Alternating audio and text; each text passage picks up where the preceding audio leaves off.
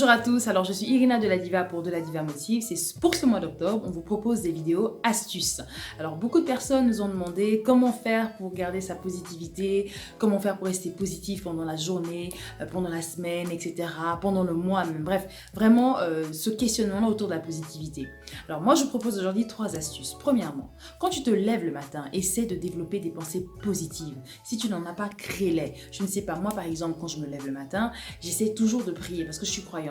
Donc c'est vrai que parfois j'ai mon téléphone à côté et j'ai envie de tout de suite toucher, faut être honnête, mais je me suis vraiment forcée à avoir ce premier réflexe là. Le matin quand je me lève, je dois consacrer mon temps à la prière. Et du coup la prière c'est déjà une forme de positivité. Je reste déjà dans cette énergie positive et forcément ça m'aide à garder et développer des pensées positives.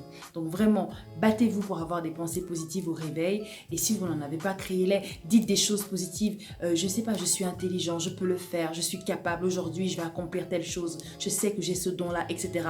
Encouragez-vous. Deuxième astuce, c'est n'autoriser aucune énergie négative autour de vous. Je vous explique. Si par exemple au cours de la journée, vous avez des personnes autour de vous qui sont en train de critiquer, congosser là, ou juger, écartez-vous, enlevez le corps. Vous n'avez pas besoin de ça. Parce que le truc avec les énergies, c'est qu'elles sont contagieuses. Qu'elles soient positives ou négatives, ces énergies-là sont contagieuses et vous n'avez pas besoin de ça. L'objectif, c'est bien de rester dans la positivité. Éloignez-vous de tout ce qui pourrait contrer en fait la positivité que vous recherchez. Troisième astuce, faites quelque chose qui vous fait plaisir. Faites quelque chose que vous aimez, qui vous rend heureux. Je ne sais pas, par exemple, si vous aimez faire du sport, décidez d'aller régulièrement à la salle de sport, ou dans la journée, aller une fois, dans la semaine, dans le mois. Faites-vous un programme qui fait que du coup, vous avez un objectif d'exercice sportif dans la semaine ou dans le mois, etc. Et comme ça, voilà, vous aurez atteint cet objectif-là, vous vous sentirez mieux, vous aimez ça, faire du volley, du foot, du basket, peu importe. Si vous aimez danser, faites-le.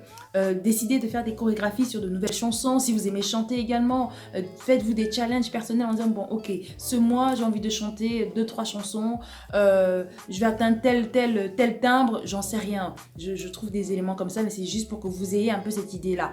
Ou un autre exemple, c'est la cuisine. Pour ceux qui aiment cuisiner, par exemple, qu'est-ce que vous pouvez faire?